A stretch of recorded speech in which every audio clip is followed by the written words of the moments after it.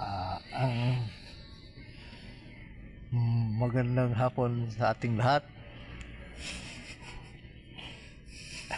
Ngayon may pinadala sa akin dito na isang computer monitor na walang display. Ngayon ay titrace up ko dito kung bakit siya walang display at saka naging sira siya. Light lang ang nakabukas. So ngayon ito ang power supply niya.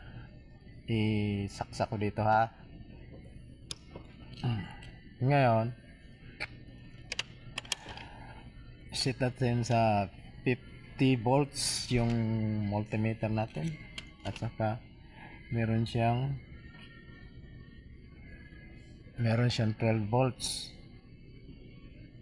Meron siyang pumapasok na 12 volts dito sa may kuan niya, dito banda. Dito naman, dito sa may backlight, mayroon siyang 12 volts din. So, mayroon siyang umiilaw to siya pero walang display. Ngayon, pagdating naman dito, dito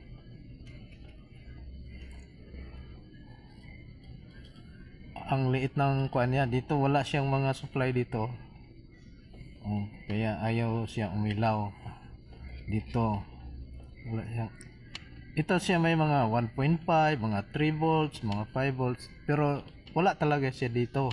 Dito lang siya ang merong meron siyang 2 volts dito sa may supply niya. Nawala ang 2 volts.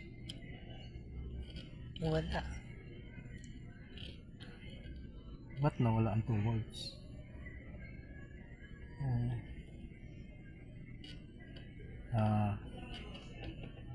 Wala na.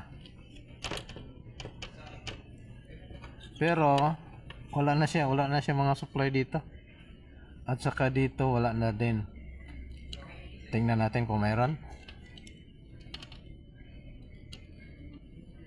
Wala na talaga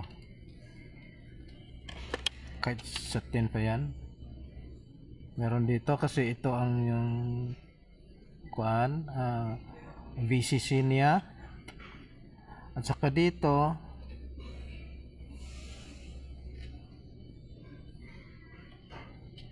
wala na rin yung supply sa lead niya. So tanggalin ko muna itong supply niya kasi umiinit yung motherboard niya. Init siya napakainit.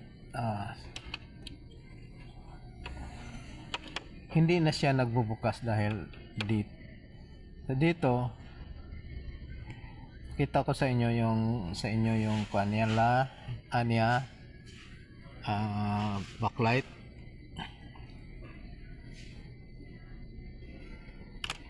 Set muna natin sa times 1 ang ating tester. Ito ang nawala. Ito yung kuan niya, standby light. Yan, bumubukas, di ba? Tapos pag on mo ng computer, ito ang bubukas automatic kasi dito dyan ang supply niya ito ang nagsusupply niya ng mga around 3 volts or something na 5 volts siguro nandito. So wala na ngayon. So duda ko ang may sira dito na